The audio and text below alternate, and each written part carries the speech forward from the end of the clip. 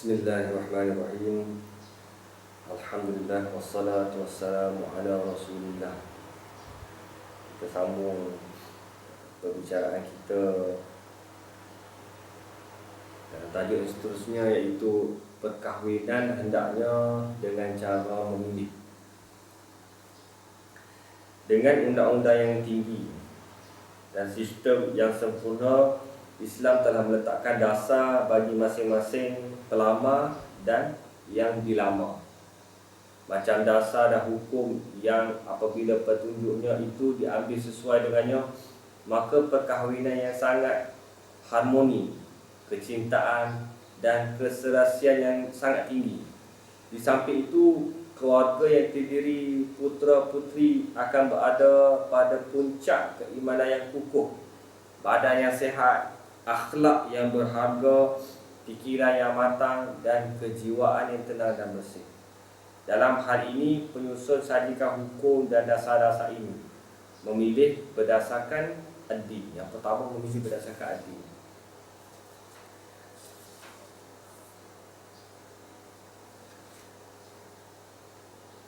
Kita masih lagi dalam pembicaraan kitab Tarbiyatul Aulad yang dikarang oleh Dr. Abdullah Nasir Ulwan. Sebelum ini kita telah bincang bagaimana sedikit tentang pra-perkahwinan, dan hari ini kita masuk tentang bagaimana perkahwinan, cara memilih bakal isteri atau memilih bakal suami kita. Jadi diterangkan dalam kitab ni bahawa yang pertama sekali, kerana Islam itu adalah satu sistem yang lengkap yang merangkumi segenap aspek kehidupan manusia. Islam itu bukan hanya sekadar untuk diri sendiri, bukan hanya sekadar skop semayang, puasa, zakat, haji ataupun amalan-amalan yang berbentuk individu semata-mata. Bahkan ia melangkaui kepada sistem kekeluargaan seperti mana yang kita bincangkan pada malam ini.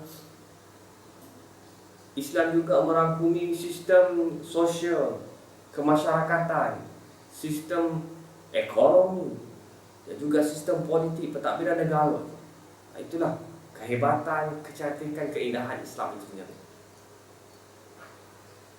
Jadi di sini disebutkan bahawa yang pertama sekali, apabila seorang lelaki ataupun seorang perempuan ingin memilih bakalnya, yang pertama sekali dia kena memilih berdasarkan ad-din, berdasarkan agama. Jadi apakah penjelasan yang disampaikan oleh pengarang kitabnya?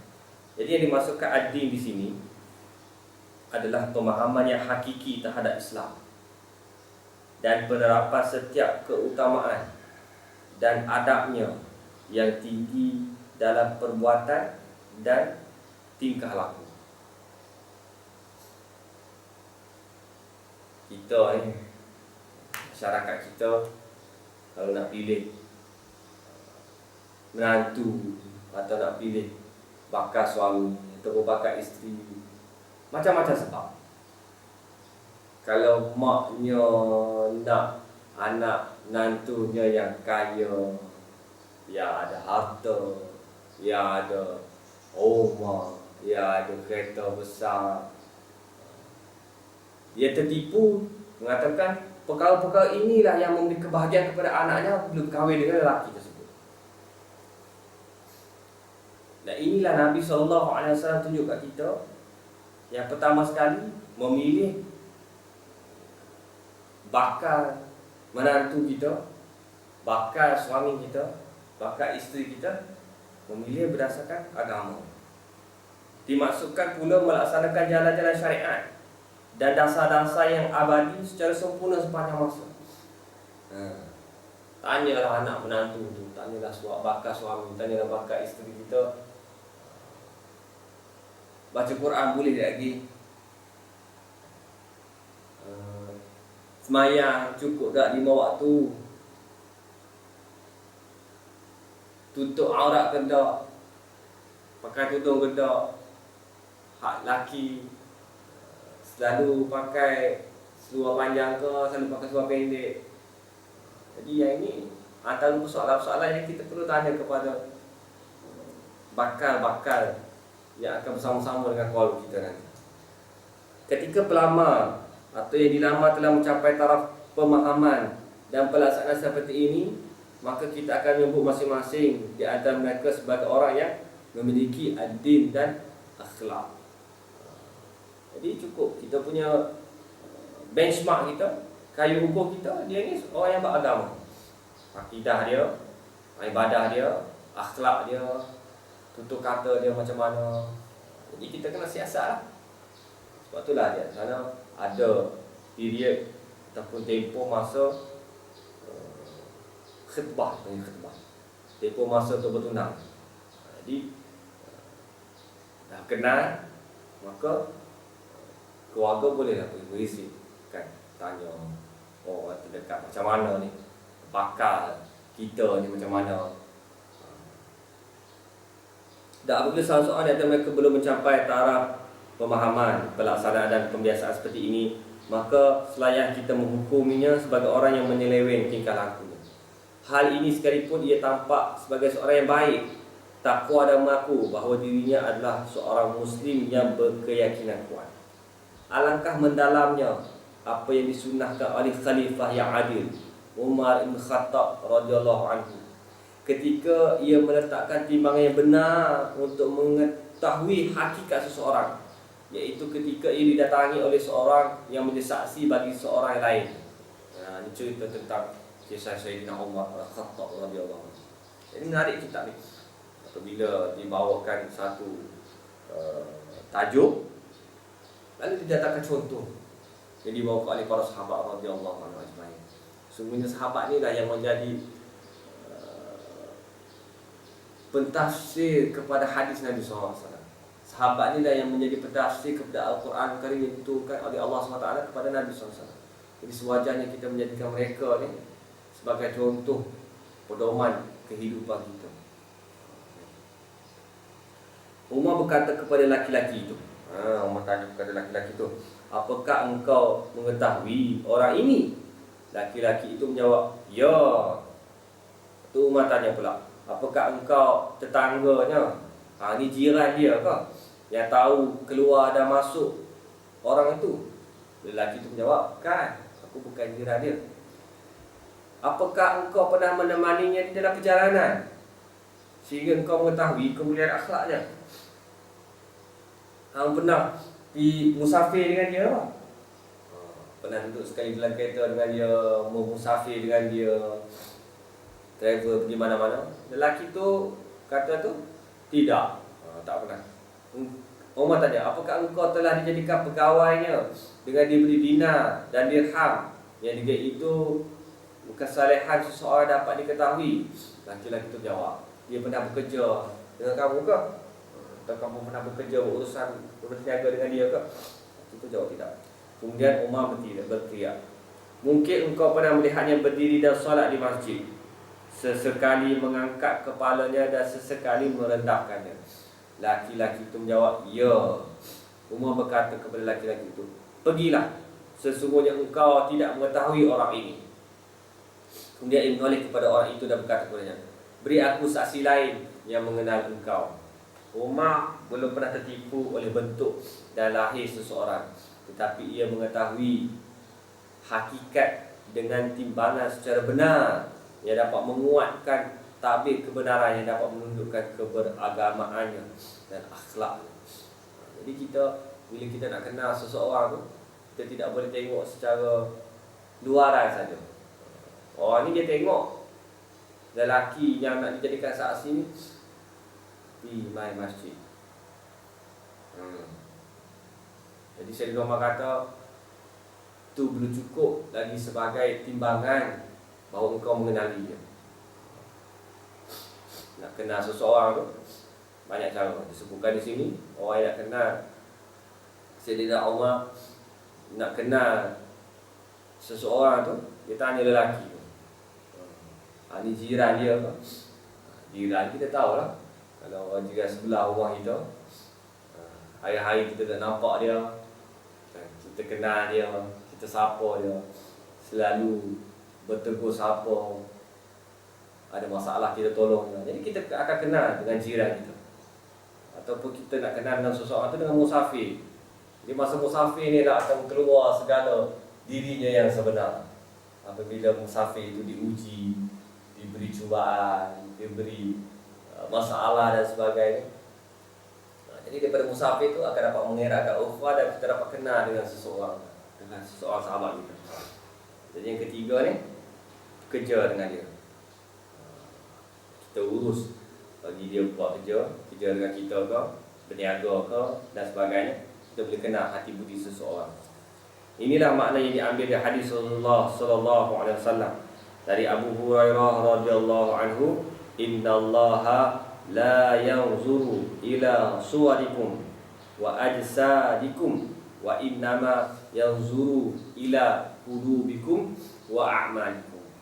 Hadis riwayat Muslim. Sesungguhnya Allah Subhanahu wa taala tidak menilai bentuk dan badan kamu, tetapi dia menilai hati dan perbuatan kamu. Balik kepada kita nak memilih calon suami atau isteri kita, janganlah menjadikan pertimbangan fizikal semata-mata dalam kita membuat pemilihan. Fizikal pun juga penting juga, kan, untuk sedap mata memandang, hari-hari nak tengok dia, kan. Jadi, tapi itu bukanlah pertimbangan utama. Tak gunalah kalau cantik macam mana sekalipun, merelik macam mana sekalipun, ayu bagaimana sekalipun, kacak bagaimana sekalipun, tapi tidak ada agama dalam diri dia. Akhlak dia tidak ada. Cantik macam mana lah pun, kalau tidak ada akhlak, satu sen pun tak guna. Jadi inilah pedoman yang diberikan oleh baginda Nabi SAW. Berdasarkan semua itu, Nabi SAW memberikan petunjuk kepada orang-orang yang ingin menikah supaya benar-benar memegang prinsip utama, iaitu memilih wanita yang memiliki ad-din, agar isteri benar-benar menjalankan kewajipannya yang paling sempurna dalam menjalankan hak suami, hak anak-anak, dan menjalankan hak rumah tangga sebagaimana yang diperintahkan oleh Islam, dianjurkan oleh Rasulullah sallallahu alaihi wasallam. Jadi kita dalam keluarga kita mahukan kebahagiaan. Manakah lagi kebahagiaan yang lebih besar daripada kebahagiaan berada dalam agama Allah Subhanahu wa taala. Dalam rumah tangga kita hiasi dengan kata-kata yang mulia, dengan masuk rumah dengan memberi salam, Assalamualaikum. Ayah masuk rumah, balik kerja, bagi salam kepada anak-anak dan isteri yang ada di rumah, Assalamualaikum. Bukannya masuk rumah, hui, ha, hi, hu, tengking sana, marah sini. Balik rumah tu serabut. Dah lah, lepak dekat kedai minum teh tarik dengan kawan-kawan, alam di sekolah. Jadi kita nakkan dalam keluarga kita ni ada sakinah, ada ketenangan. Dan ketenangan itu tidak akan ada melainkan dengan hati. Diriwayatkan dari Abu Hurairah radhiyallahu anhu bahawa Rasulullah sallallahu alaihi wasallam sabda, "Tunkihul mar'atu li arba'in, limaliha wa li hasabiha wa li jamaliha wa li diniha. Fadhfar bizatid din taribat yadak." Wanita itu dinikahi kerana 4 perkara. Yang pertama kerana hartanya, yang kedua kerana keturunannya, kerana kecantikannya, dan kerana dinnya. Dapatkanlah wanita yang memiliki ad-din, dan saya kedua tanganmu akan penuh dengan debu. Hadis riwayat Bukhari dan Muslim. Taribat siadakah dimaksudkan sebagai kata-kata petunjuk, anjuran dan doa semoga mendapatkan banyak harta, sehingga artinya menjadi berpegang teguhlah, carilah wanita yang beragama Islam dan jangan berpaling kepada harta dan lain-lainnya. Jadi ini menunjukkan kepada kita bahawa secara umumnya manusia ni menikah kerana kecantikan. Kan harta. Oh, banyak harta. Dia ada 2.3 bilion. Banyak harta dia. Harta. Rupa tak penting. Yang pentingnya harta. Tua pun tak apa. Yang pentingnya ada harta. Penimanya. Dan yang kedua, wa lihasabiha. Kerana hasab. Kerana keturunan. Kerana nasab keturunan. Keturunan dia, kalau belah Kelantan, keturunan ni atau keturunan wan-wan, tengku, datuk, anak datin, datuk seri, macam-macam lah kan, keturunan baik-baik lah kononnya. Ataupun kerana jamaliha, kerana kecantikan, kan, kerana kening lebat, kerana sadu maco, kerana hidung mancung, kerana putih baulah putih. Jadi kerana kecantikan, kerana harta, kerana keturunan, semua itu kerana yang tidak kekal, yang akan pudar. Yang cantik muda akan tua, kan? Yang banyak harta akan habis. Yang ada keturunan, sampai mana nak bawa keturunan? Tapi Nabi SAW kata, fazfar bidzati, dan berpegang teguh pula dapat kalah wanita yang memiliki agama. Daripada tiada agama, dan saya akan dua tanganmu akan penuh dengan debu. Maksudnya kita akan rasa gembira dengan isteri yang suami yang ada agama, insya-Allah. Dan di dalam Al-Awsat, Tabrani meriwayatkan dari Anas radhiyallahu anhu, dari Nabi sallallahu alaihi wasallam bersabda, beliau bersabda, man tazawwaja imra'atan li'izziha lam yazidhu Allah illa zullan, wa man tazawajaha limaliha lam yazidhu Allah illa faqran, wa man tazawajaha lihasabiha lam yazidhu Allah illa dana'atan, wa man tazawwaja imra'atan lam yurid biha illa an yaghudda basara wa yuhassina farjahu aw yasila rahimahu barakallahu fiha wa baraka laha fihi. Barang siapa yang mengawini seorang wanita kerana kemuliaannya, maka Allah tidak akan menambahkan kepadanya selain daripadanya kehinaan. Kerana sebab nakkan kemuliaan, Allah SWT tidak akan tambah kepadanya mereka kehinaan. Barang siapa yang mengawininya kerana hartanya, maka Allah tidak akan menambahkan kepadanya selain daripada kemiskinan.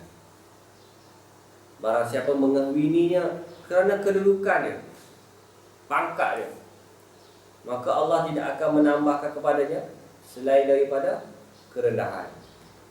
Dan barang siapa mengawini seorang wanita hanya kerana ia menginginkan kepada wanita itu menjaga pandangannya, memelihara kemaluannya, dan menyambungkan ikatan kekeluargaannya, maka Allah Subhanahu Wa Taala akan memberkatinya pada wanita itu dan akan memberkati wanita itu padanya.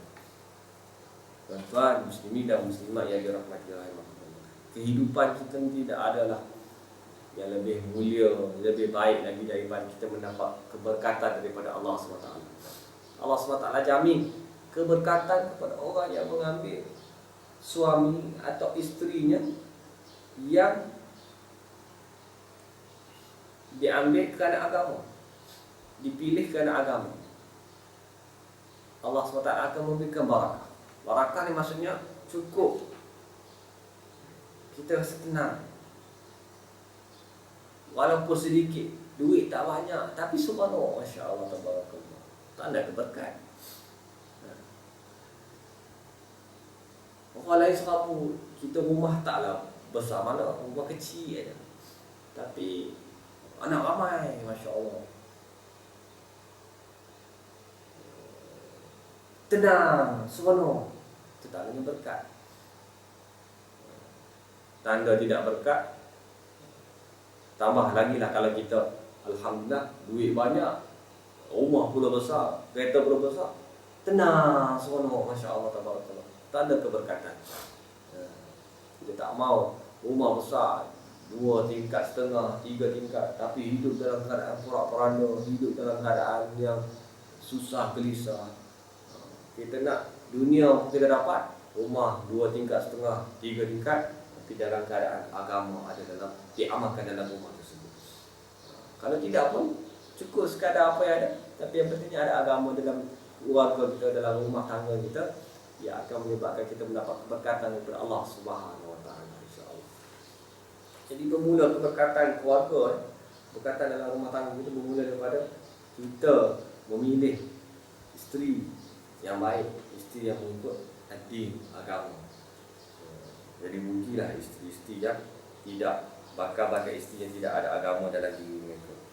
Sebaliknya Nabi SAW telah memberikan petunjuk kepada para wali wanita yang dilamar, kepada ayah wanita tersebut, untuk mencarikan pelamar yang memiliki ad-din dan akhlak. Ini makluman kepada ibu-ibu, ayah-ayah, kan, para wali, terutamanya ayah. Nak cari anak kita, suami atau isteri, suami kepada anak perempuan kita, carilah dia memiliki ad-din. Tanya dia, check background macam mana, apa terima tu khutbah tunang tu. Jadi tengok, kenal dia, kenal mak ayah dia macam mana, latar belakang mak ayah dia, adakah orang yang beragama, macam mana pula pergaulan dia. Kalau dia di universiti, adakah dia mengikuti proyek-proyek agama di universiti. Kan zaman sekarang kan, anak-anak kita ramai masuk EU, terlibat dalam aktiviti-aktiviti mungkin satu Islam dan sebagainya kan. Jadi cek anak-anak kita, pakar-pakar nanti kita, sehingga ia dapat melaksanakan kewajipannya secara sempurna di dalam membina keluarga dan menjalankan hak-haknya sebagai suami, mendidik anak-anak, menegakkan kemuliaan dan menjamin keperluan-keperluan rumah tangga dengan tenaga dan nafkah. Jadi inilah kepentingan seorang wali pula, ayah. Kita ada ayah-ayahnya, kan? Ada anak perempuan kita kan, dah sampai masanya nampak dah, orang kata dah mula tergedi-gedi tu, mulalah cari untuk bagi dia berdikari dengan bakal suaminya. Cari suami yang ada ad-din, ada agama. Rasulullah SAW bersabda, "Idza ja'akum man tardawna dinahu wa khuluquhu fazawwijuhu, illa taf'alu takun fitnatan fil ardi wa fasadun 'adhilun." Hadis riwayat Tirmizi. Apabila kamu sekalian ditatangi oleh seseorang yang din dan akhlaknya kamu redai, maka kawinkanlah ia. Jika kamu sekalian tidak melaksanakannya, maka akan terjadilah fitnah di muka bumi ini dan tersebarlah kerusakan. Jadi senang saja kita punya benchmark kita punya kayu ukur kita dalam pemilihan suami atau isteri kepada anak-anak kita. Pilih dia yang beragama. Inilah panduan daripada Nabi sallallahu alaihi wasallam. Fitnah apakah yang lebih besar menimpa ad-din, pendidikan dan akhlak, daripada cubaan jatuhnya gadis mukminah dalam cengkaman seorang pelamar yang dihalal-halalkan atau seorang suami murtad yang tidak akan memberikan tanggungjawab dan perlindungan kepada gadis mukminah, dan tidak akan menegakkan timbangan kehormatan dan kemuliaan. Bayangkanlah tuan-tuan dan puan-puan sekalian, berapa tahun anak perempuan kita belum? Berapa tahun anak perempuan kita belum? 20 tahun, 22 tahun, 25 tahun, duduk dengan kita ni. Kita bagi makan, kita bagi agama, kita bagi pendidikan, kita bagi pelajaran, kita bagi segala-galanya. Habis keringat kita daripada umur dia 1 hari sampailah dia umur 20-an, sampai dia besar, segalanya kita bagi ke anak-anak kita. Lebih malang apabila dia nak berkahwin, kita serahkan dia ni kepada seorang lelaki yang tak guna, seorang lelaki yang tidak ada agama, seorang lelaki yang hanya mengutamakan keduniaan, tidak menyambung tarbiyah yang kita telah bina selama ini. Jadi penting kita sebagai ibu bapa, kita sebagai ayah-ayah, untuk memilih anak menantu kita yang beragama, yang akan melaksanakan tanggungjawab berdasarkan Al-Quran dan Sunnah Nabi SAW, seperti mana yang kita buat kepada anak kita. Cubaan apakah yang lebih besar menimpa wanita solehah daripada jatuhnya wanita itu ke dalam pelukan laki-laki durjana yang memaksanya untuk berpergian, bercampur bau, meminum minuman keras dan menemani laki-laki lain dalam berdansa